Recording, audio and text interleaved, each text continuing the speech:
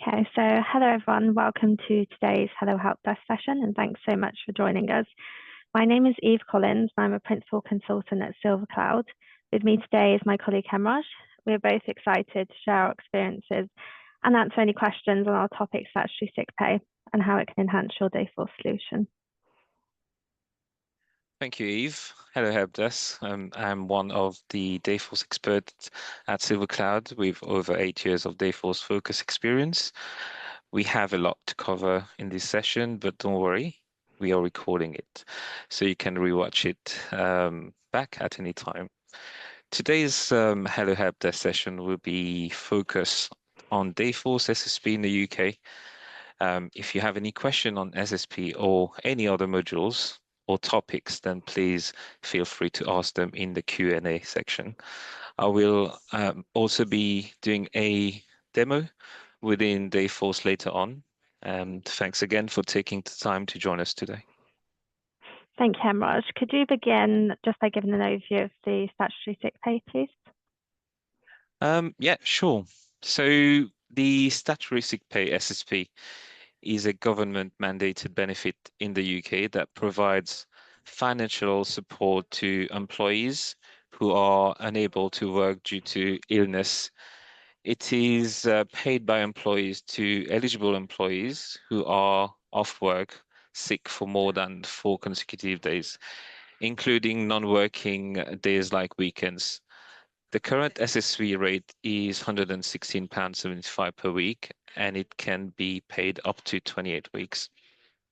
Okay, and how do employees qualify for SSP? So to qualify for SSP, employees must have been off work sick for at least 4 days in a row, including non-working days. They must also earn an average of at least £123 per week. Employers may require proof of illness, such as a doctor's note, after 7 days off work. Okay, and employees can also qualify if they have a linked period of sickness as well, can't they? Yes, so to be linked, the periods must last at least must last more than 3 days in a row, or be 8 weeks or less apart. You're no longer eligible for SSP if you have a continuous series of link period that last more than 3 years. It is important to note that SSP is the minimum amount that employers are required to pay, and some employers may offer more generous sick pay through their own company policies, known as company sick pay. This benefit is crucial in helping employees manage their financials during periods of illness, ensuring they have some income while they recover. Okay, thank you. And the good thing is that the SSP legislation is built into Dayforce and updated as required too, which is of course helpful. So something I'm sure everyone is interested in, how straightforward is it to configure SSP within Dayforce? Oh yeah, good question. So configuring SSP within Dayforce is relatively straightforward for salaried employees who work a standard Monday to Friday schedule. For employees with variable schedules, such as those working week to week on or an ad hoc basis, additional configuration might be needed. It is important to adjust the standard SSP rules to accommodate those variations. I will also say the SSP rules are configured within the pay policy in Dayforce.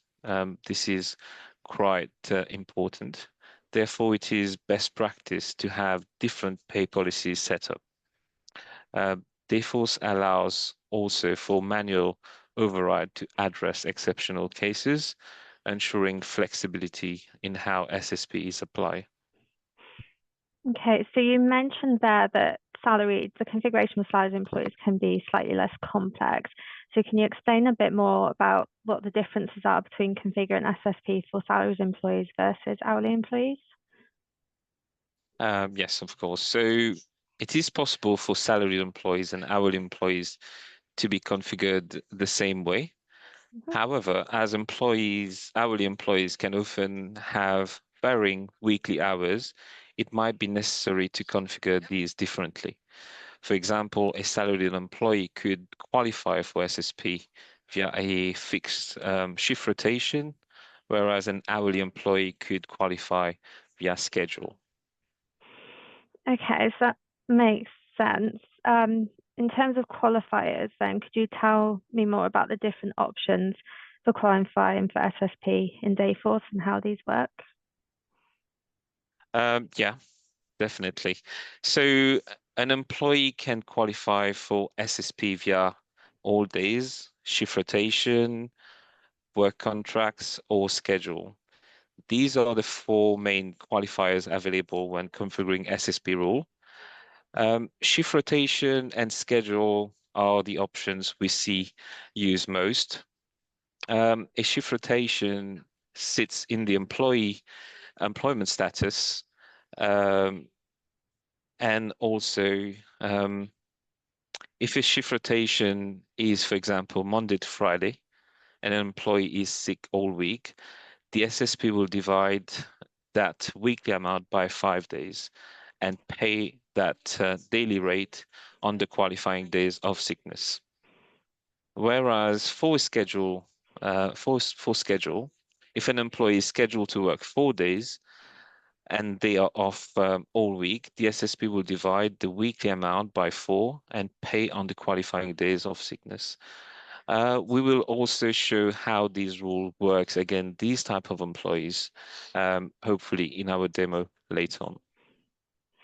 Okay, so essentially the different options will impact how the SSP is calculated, how many days it divides by, and then the actual days it applies on. So if different employees can have different qualifiers, then it will be important to make sure they're categorized correctly to ensure the correct rules or policies apply. Would you say this is a challenging process? Definitely. So one key challenge is accurately identifying and categorizing different employment types, such as casual, agency, zero-hour contract employees. For each type, they may have different SSP setups. So proper categorizing employees is crucial to ensure that SSP calculation and payments are handled correctly according to their specific employment contract. Okay, so the key thing is then without the correct categorization, employees could potentially receive the wrong SSP payment then. So what best practice would you suggest to ensure the accurate automation of SSP payments? I would say to optimize and automate SSP payments in Dayforce, it is essential to correctly identify and categorize all employee classification, as we mentioned above. By doing so, you can set up the appropriate SSP rules within the pay policy for each classification. I also find that having a pay policy dedicated for each type of employee is easier to manage and assign when hiring employees within Dayforce. This ensures that the system processes SSP payments accurately and efficiently. I would also say and advise clients to use employee data mapping rules within Dayforce. This will automate the correct assignment of pay policies when employee move, for example, from hourly to salaried. Okay, so would you then recommend the use of HR mapping to minimize those data entry errors? Oh, yes, definitely. I find it very useful and I always recommend it, especially with companies of more than 2,000, 3,000 employees. We would normally set the pay policy to be automatically assigned when there is a change in the employee profile. For example, the pay type being changed from hourly to salaried would dictate the corresponding pay policy to be assigned to the employee. Okay, so in terms of the HR mapping, an example could be that if it's configured to allow a combination of an hourly pay type and then an hourly pay policy combination, but then you've got a user that tries to input the salaried pay type with the hourly pay policy, Dayforce will then prompt them to check their entry. Correct. Okay, so we've talked about the pay policy and ensuring that there's accurate employee data in that profile. Is there any other system elements which need to be configured when managing SSP? Yeah, in addition to SSP specific settings, it is crucial to configure payroll mapping accurately as well. So when managing SSP in Dayforce, this involves ensuring that SSP payments are correctly represented on payslip. Within early stage of implementation, we discussed lengthily with clients about how these payments and how these SSP payments, are mapped and displayed on payslips so that we can maintain accurate records and compliance. Okay, and I think this is probably something that I can talk about a bit more on how things display on the payslip, because we do have, there's different methods, and I think most commonly for the UK, for example, if you have a salaried employee, you usually have the salary showing, and then you may have the SSP, but then you also have offsets as well. So it's important to consider when you're configuring SSP that there's other elements you'll need to configure in terms of sick pay to make sure, as you say, that the mapping comes through to the payslip correctly. And then on the other side, you've got the hourly employees, which they will just have SSP because they won't need any offset mapping as well. So there is that additional difference you've got, again, between those hourly employees or perhaps casual employees and then the salaried employees as well. So, Yeah, sorry, were you going to say definitely. something then? No, Okay. no, I was just agreeing to that. Okay. Definitely. And you mentioned earlier about the linked periods of absences impacting employee eligibility for SSP. So this will obviously mean that it's important to have accurate historical absence data in Dayforce as well, particularly before a client's going to go live. So can you explain the importance of importing this data in Dayforce when working with SSP? Yeah, so having accurate historical data in Dayforce is vital for managing SSP effectively. Loading historical company sick pay records ensure that SSP balance are accurate and up to date. This historical data allows the system to track SSP entitlements and deduction correctly over time, which is crucial for compliance and accurate payroll processing. I would say without this data, there could be discrepancies in SSP balance and payments, in most certainly future payments. Okay. Have you got an example? Yeah. So let's say you recently went live and you're about to process your first payroll with Dayforce. Employees that have been sick during the period that you're processing might not have link periods detected by the system. This is due to historical data not loaded. So the only way to achieve this is by having the correct historical sickness data loaded. This will enable the system to, one, check that the employee has not used up all of their SSP balance. Two, to consider previous period of sickness as linked period. So the system that has that data to work on to calculate future payments accurately. Okay, I think this is something that if your client is about to go through implementation, to think about early on, because sickness or any absence data is not always too easy to retrieve out of systems. So thinking about how the data is stored at the moment and how it needs to be transformed to get into Dayforce is quite important.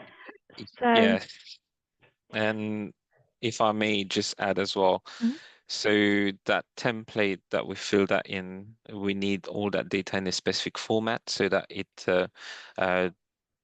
gets loaded into Dayforce correctly in the accurate balance, different balance type. Yeah, so it's and it's quite a large template, isn't it? So that we can although we support with explaining how to do it, it can be a lot of work. So it's definitely, as you said, important to think about beforehand where you're getting the Yeah. data from at the moment. Okay, so getting that data in then essentially will prevent the need to manually track and pay SSP when a client goes live. Is there anything else important to consider prior to loading historical data? Yes, so prior to loading historical data, we need to ensure that this will require all employees have the correct entitlement policies assigned. That means all their company sick pay, even the unpaid sick balances, so that when the sickness is triggered, the SSP use that as the days, the waiting days. All employees, company sick pay and SSP balance are initialized, as I mentioned. There are other important elements that need to be assigned in the employee profile. This include, but is not limited to, for example, the hourly rate, the salary, the hours, the pay policy, and the time of policy. That all works hand in hand to ensure that SSP payments are accurate. Okay, yeah, 'cause sometimes what we can see is that we're looking in payroll and things aren't calculating, or it's on the timesheet, it's not calculating accurately. And it can be something as simple as they've got the wrong time off policy, or the hours aren't quite right, and things like that, can't they? Yeah, and that's why we proposed the employee data mapping, so that every time you're hiring someone, all these default and pay policies, all the policies are already configured in the employee data mapping, so that when the employee is hired, so the admin is hiring the employee as a casual, so all the relevant casual policies will be auto added to the employee profile. Okay, and then the other things that can't be captured by HR mapping, there's sort of additional validation in the new hire form and things like that to make sure that, because new hires are quite commonly missed for certain elements, they can be picked up in there as well, can't they? Just to prevent any issues when if they do go sick and then need those calculations as well. Correct. And this is normally like you have special reports that is run by the admin, the HR admin regularly to make sure that all the correct policies and all the essential fields are added against the employee profile. Yeah, and in terms of validation reporting, there are sort of different reports in the system that you can run for time away from work and check sickness that's shown on there. And within payroll itself, you have the time data, so you can look at all the different elements broken down that are coming from the timesheet into payroll. So the SSP, any company sick pay, unpaid for your salary, the offset, as we talked about earlier. So that can support as well in those validations to make sure that what the user is expecting is actually pulling through to the sick pay calculations. Correct. Yeah, definitely. Okay, so thank you for explaining all that, Hemraj. We are going to move over to a demo in a minute. Just wanted to quickly say if anyone did have any questions about what we've talked about so far, they can pop them in the Q&A now. Otherwise, we will move on to the demo side of things. Okay. Just give everyone a few seconds or so, pop something in. And then you can load it up, Hemraj, whilst we are waiting.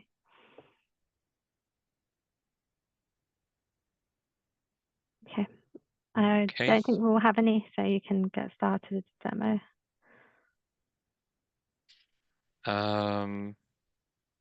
Can you see my screen okay? Yep. I should be sharing the Dayforce screen. Yeah, I can see the landing page. Okay. So first of all, we're going to look at two types of employees. We're going to look at the salaried employees, which we said was quite straightforward, and by that we mean an employee that works Monday to Friday, 5 days a week. The system uses a fixed shift rotation that we assign to the employee profile so that it knows that the employee works 5 days a week, and any qualifying days for SSP would be £116, 116.75 divided by 5. Okay, so first of all, I'm going to go and navigate to the HR screen, and I have one already loaded here where I'm showing an employee, a dummy employee, salaried Tom. And here, what we need to make sure is the pay type and pay class, as we mentioned, are important factors. Also, we need to have the correct pay policies. And if you can see here, this is like a global um, instance. You would see here we have different pay policies, and these are, I'm viewing this screen currently as an admin. So in this current scenario, we're going to work with the UK salaried employees pay policy that contains that specific SSP rule for the salaried type employees. And just quickly, Hemraj, this is where, as you mentioned, you could have different countries in there. This is where we're talking about the HR mapping helping as well, because you could also have distinguish in the different areas like pay class, pay type if needed, and then that could map to UK or US. So you're making Yeah. sure that you haven't got a mismatch there as well. So there would be like unique one-to-one mappings between the different pay class and pay type to draw to bring up the accurate pay policies within the employee profile. So next, as we mentioned before any SSP calculation, we need to make sure that the employees are allocated the correct balances. And for that, this is held in the entitlement policy. And we have a UK salaried employees entitlement policy already attached to the employee. And on that same screen, we can also go to the work just to make sure the balances have been initialized and allocated to the employee. Here you can see we have CSP0, which stands for Company Sick Pay Zero Pay. We have the Statutory Sick Pay. We have the Company Sick Pay 100, which is paid at 100%. And we have the Company Sick Pay 50, which is paid at 50%.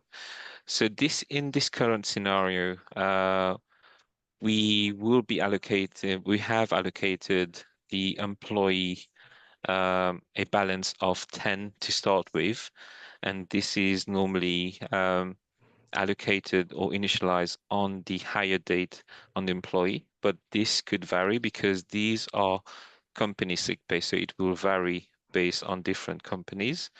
You see a -1 transaction here. This is because I've already prepared for this demo by requesting some days off for the current employee.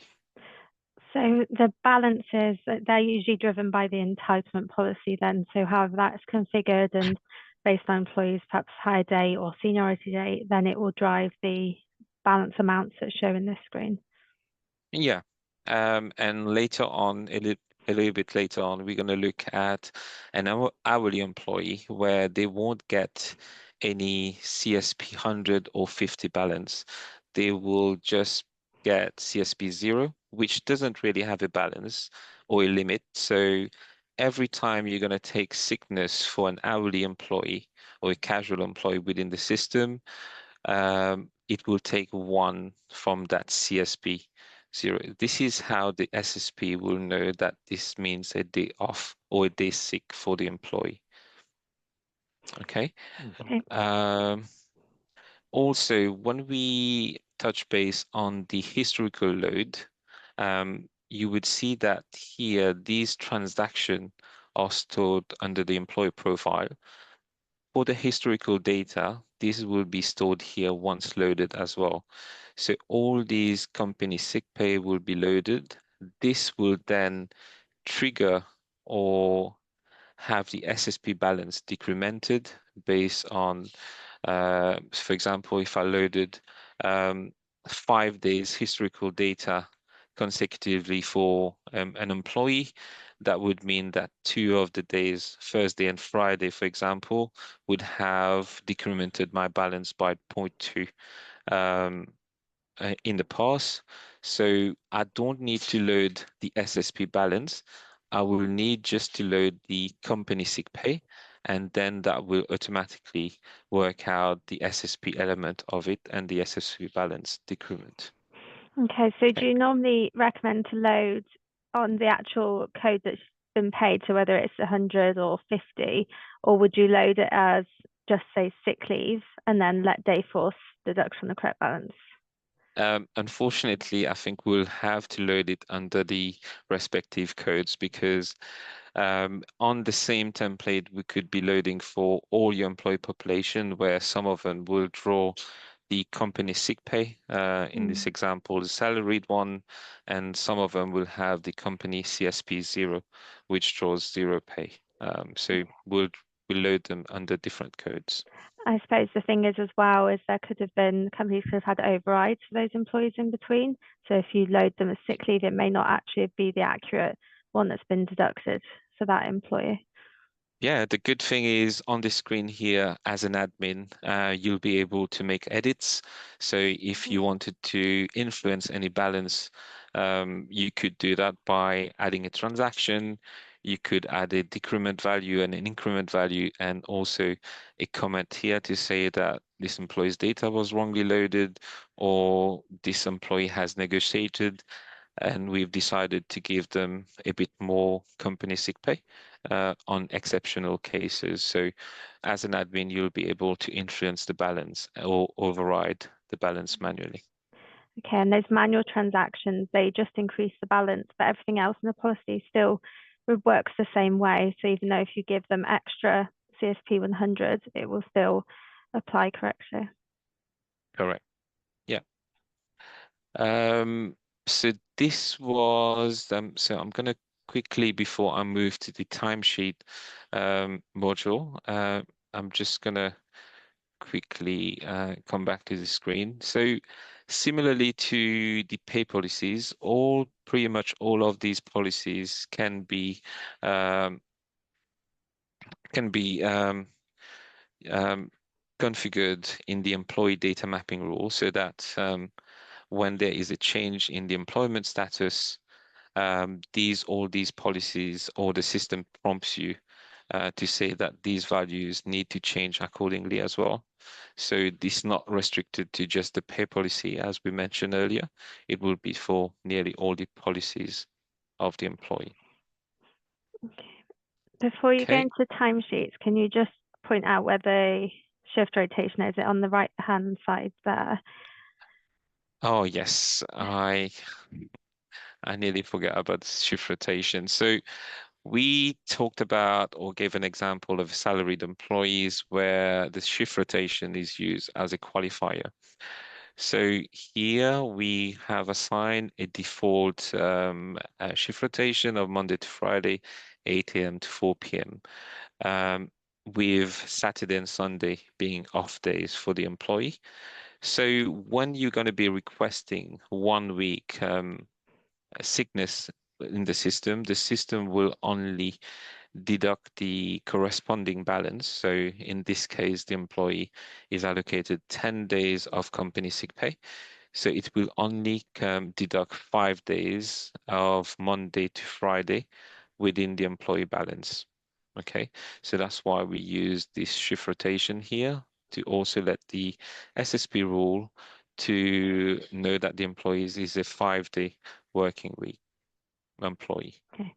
So the key thing is that's fixed. So every week they're going to assume they're Monday to Friday, 8 till 4 when it's calculating the sick pay. Correct. So next, I'm going to go into the timesheet section, and I'm going to go back a little bit in August. And here you would see I have requested a full week of sickness, and the system is taking only the Monday, or considering only the Monday to Friday for any SSP calculation. So now I'm going to show the pay element. So this is a daily view. So we're currently looking at Monday. So Monday we have CSP 100 being triggered for the employee, and we also have an offset. So this is to offset the salary of the employee. Since these employees are salaried, if they are due company sick pay 100%, that shouldn't affect their monthly salary. So that's why we have the offset here. And that's what we most commonly see, don't we, especially for UK clients, is that the salary has an offset, but there is also the other option to auto reduce the salary, isn't there, by the amount that is paid to the employee, so then you don't have too much pay. Yeah, and this is this is quite important. So it's probably the client that dictates whether they want the sickness to show on the payslip, or they want it auto reduce at the base. So when the salary is generated monthly, the sickness amount is auto reducing that salary already before showing up on the payslip. So yeah, so this would be how the client wants the payslip to appear. Okay, so here coming back, we have, if we look at Tuesday, the same thing happened. Um, the employee is getting CSP 100. On Wednesday, same thing, CSP 100.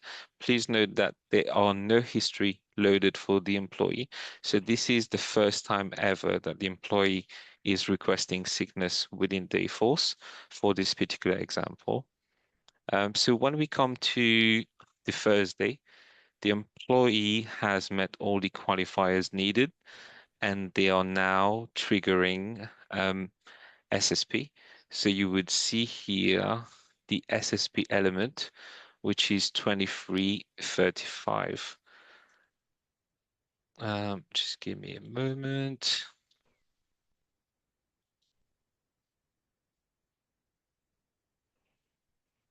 And that's the 116.75 divided by 5. Yeah, I was just Is looking that what for you my calculator. did?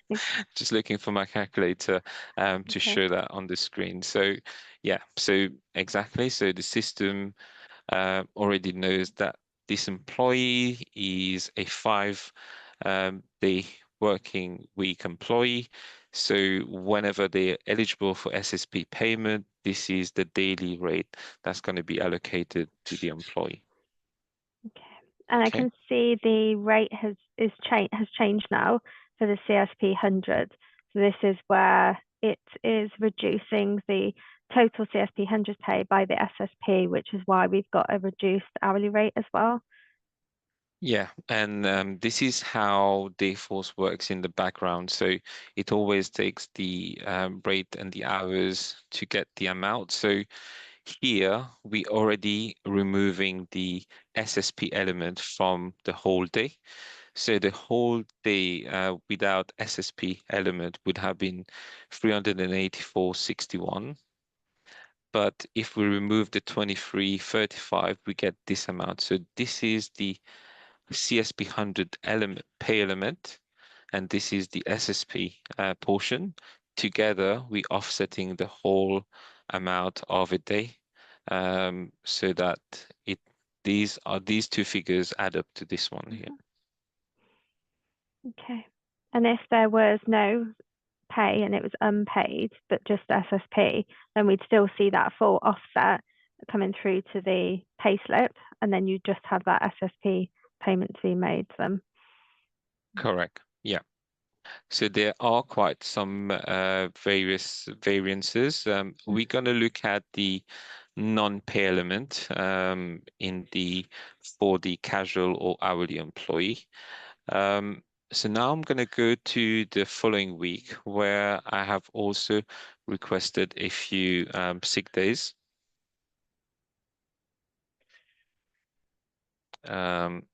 So here,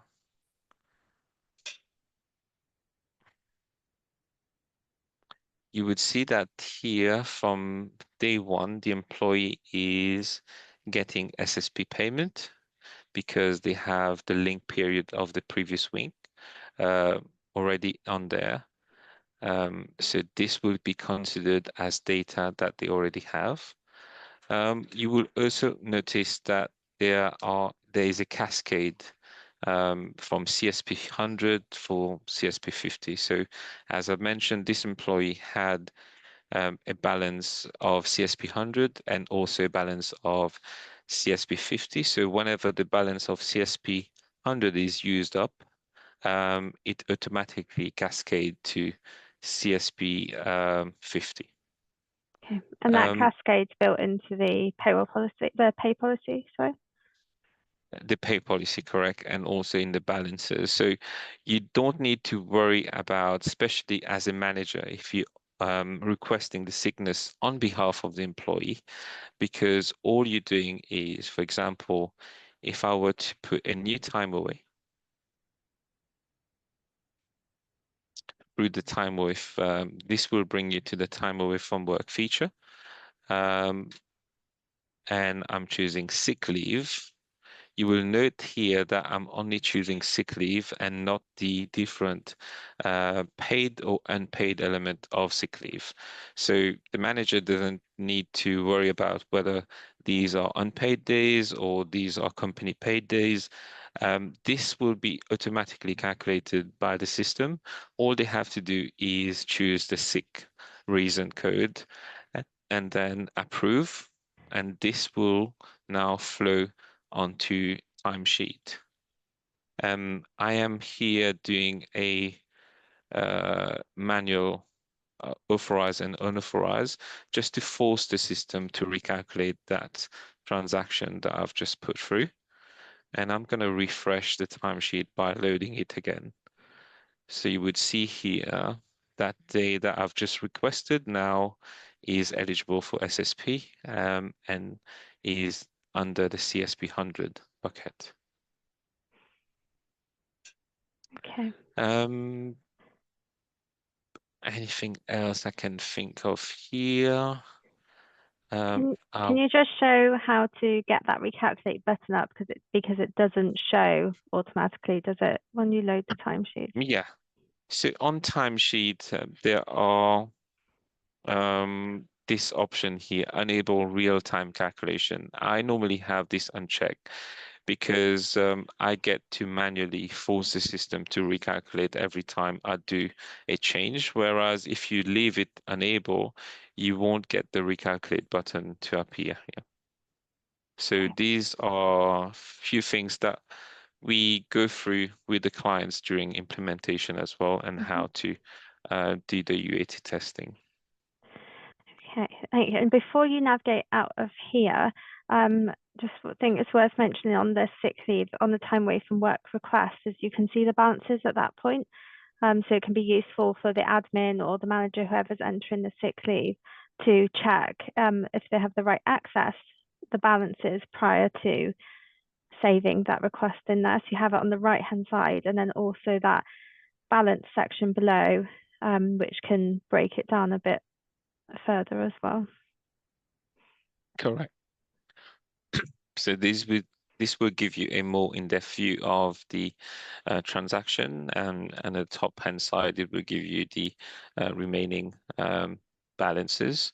So yeah, this is as I mentioned, an admin view.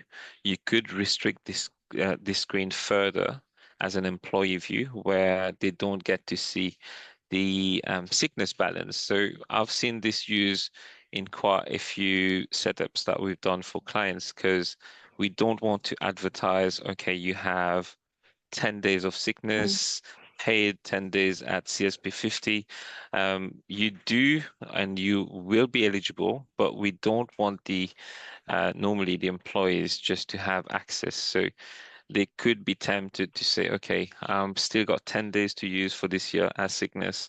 I might as well just request them. So yeah, this is normally hidden from the employee view, especially when the process is that the manager requests the sickness on behalf of the employee.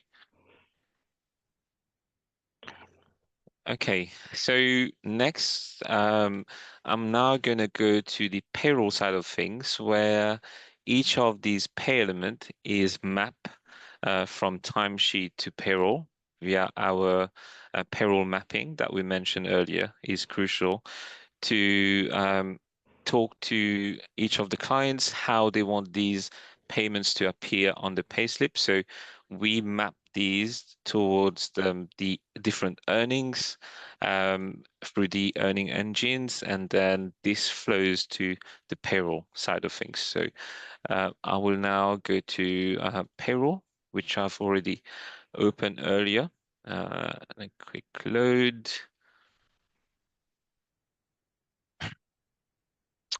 And I'll do a quick calculate so that it brings all this latest data that have been worked on in the timesheet. So we'll give it a few seconds to do that calculate and then show you the earning statement. If since this is your area, do you want to talk a bit about payroll side of things on this screen?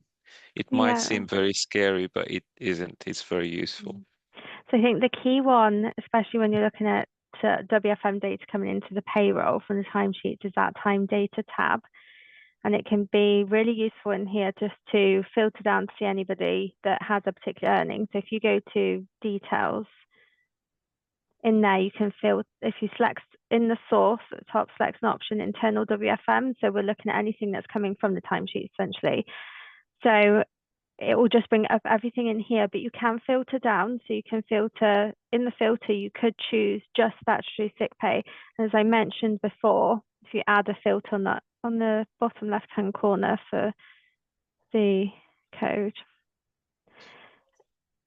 So in the allowance codes, we can choose statutory sick pay. So as I mentioned before, when you're looking at doing the reconciliation and checking that for the employees that you're expecting to have statutory sick pay that have the time away from work for sick leave, you can come in here and you can export this and check that the employees are showing here as expected with those correct amounts as well.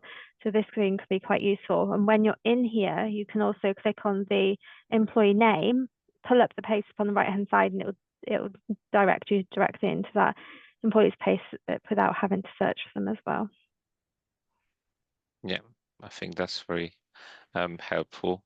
So I will use that trick by highlighting the name and then view the earning statement on here.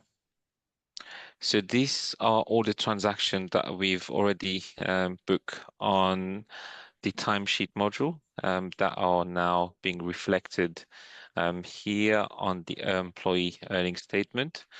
So you would see the SSP element and the occupational sick pay, and then you have also the absence offset that's going to show up here. Okay, so within this, if you were going to check or validate something, you can also navigate back to the timesheet where you have this option here. So you don't have to go back to timesheet. You can already check the different timesheet entries that we were looking at earlier. Okay, and you also have the time data here, which is specific to Tom throughout the whole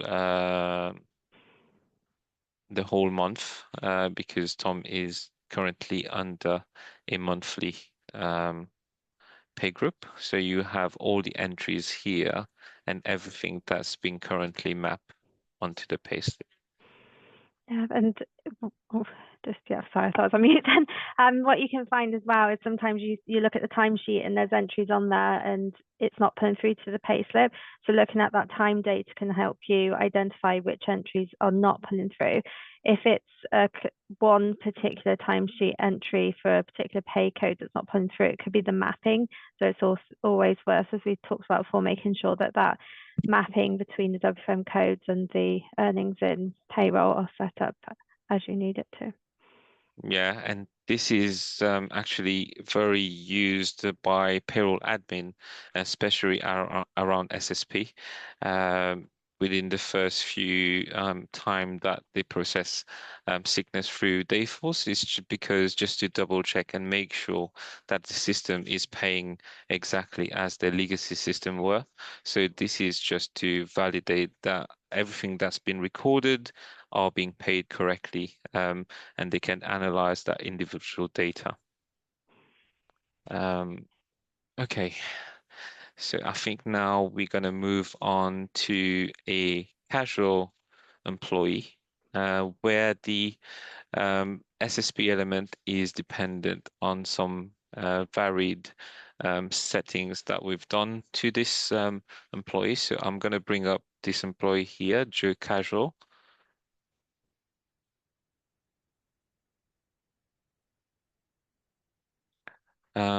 So we've got this employee, and you would see here we don't have any hours associated. So this employee really works whenever the business needs them. So the manager normally calls them to work by giving them a schedule so that they know they are needed for the coming weeks.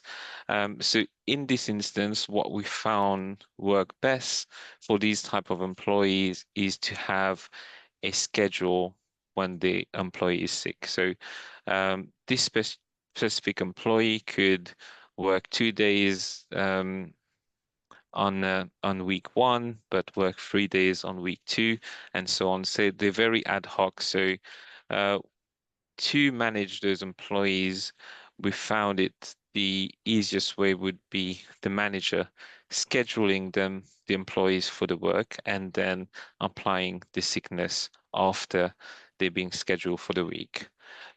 In this instance here, I didn't put a shift rotation because the schedule itself is not fixed. So I'm going to now navigate to the schedule element.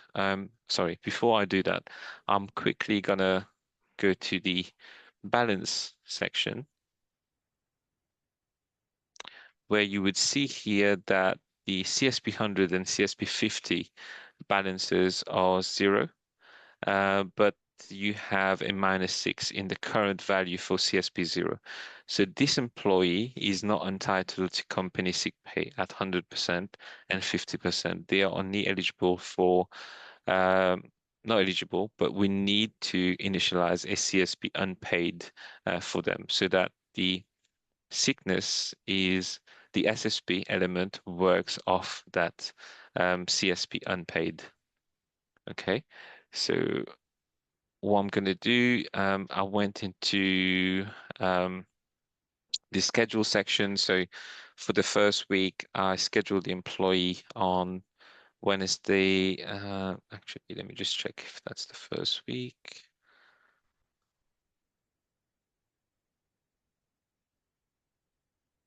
Okay, so for the first week, there is Tuesday, Wednesday, and Saturday that the employee schedule.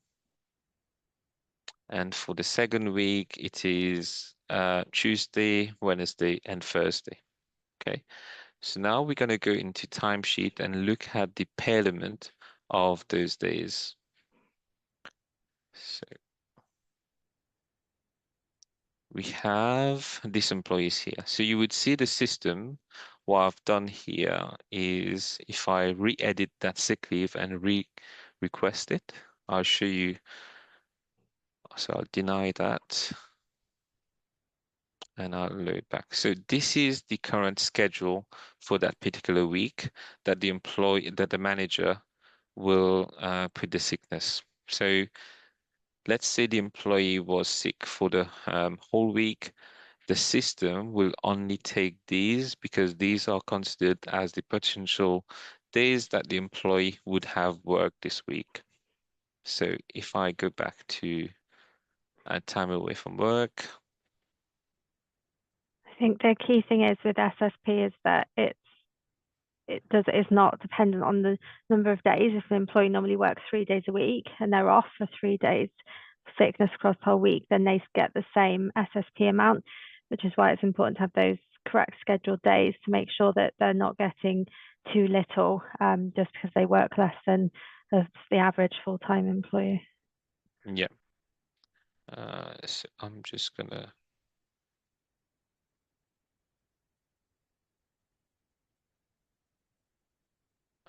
time away.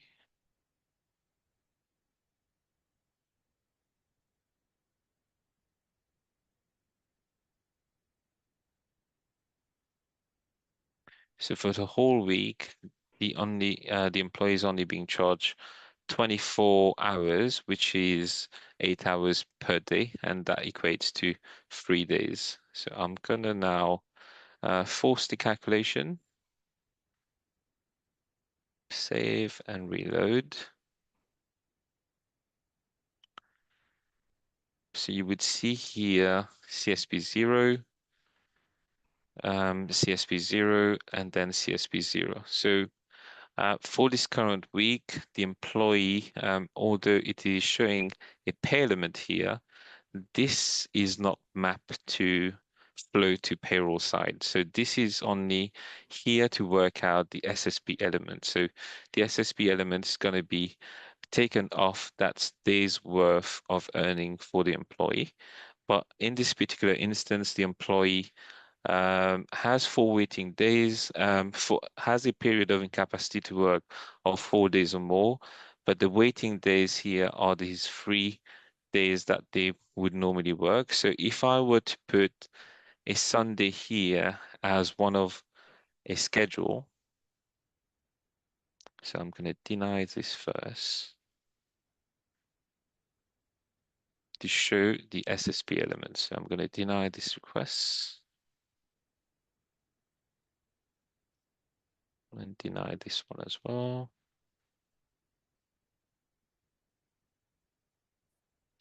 I'm going to go back to schedule and reload that particular week. And I'm going to add a day here as a schedule for this employee.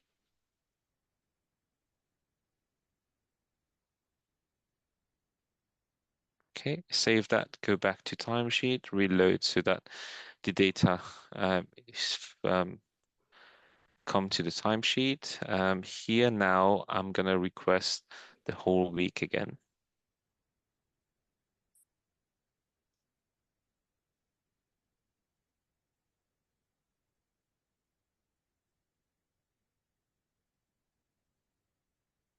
Approve. So now we're going to unauthorize, authorize, recalculate, and also save this and reload the timesheet. Now we're going to look at the pay element again. So we have Monday drawing CSP 0, Tuesday, Wednesday.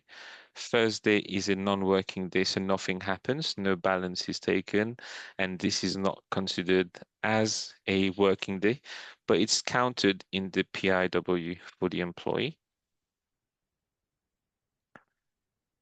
And we have the SSP triggering for that Saturday here because the employee has met qualifiers for the SSP of the PIW period of being 4 days, and also the free waiting days, which is the Tuesday, the Wednesday, and the Friday.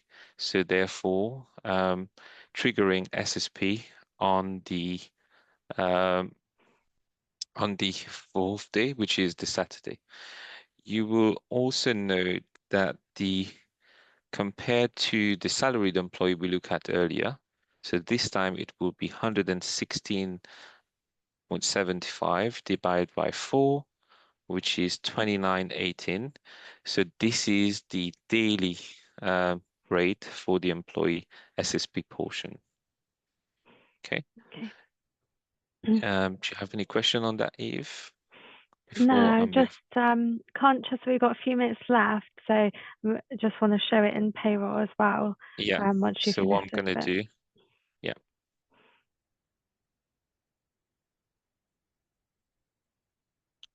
Okay, so I'm gonna navigate to payroll now, and I'm gonna do a calculate again. And whilst that's calculating, so it's important that the schedule went in on the correct days. Is that a configuration to ensure that when the time away from work is submitted, that it actually applies the hours on the correct days? Yes. So this is then controlled by the time off policy as well, where we're Okay. dictating that the primary method is schedule. So one of the errors we mentioned that was important to ensure was accurate as well for the calculation. Correct. So I'm gonna bring up Joe's, and we are getting on the SSP element, which is 1 day's worth. And this is when we go back to timesheet to validate or check that. This would have been for this actual Saturday here. So as Eve also mentioned, if you look at the time data for this particular employee, the only thing that is mapped is the SSP element, which is that Saturday. We are not mapping the CSP 0, although it is showing an amount element. We are not mapping that. This is just for calculation purposes. I think that draws to the conclusion of that demo, Eve, unless you have any other questions. But we are here and happy to help if any of the audience has any questions in the future. Yeah, so we've got a few minutes left. So if there were any questions based on the demo, or again, what we spoke about earlier, then you can put them in the chat now. Or as Hemraj said, you can reach out to us via LinkedIn and send some messages as well. Yes, and we'll be happy to help and look at your specific issues that you might have. I assume no questions for today. So thank you everyone for joining today's webinar. We hope you found it useful. As we said, if you do need any help for your Dayforce solution or you're looking for a new HRIS for your business, then feel free to reach out to us via our LinkedIn page as well with any questions that you have. So you can stay connected with us for our upcoming Helpdesk, Hello Helpdesk session, where we'll be covering payroll topics. So yeah, thank you again, everyone. Thank you, everyone. Have a good day. Bye. Thank you.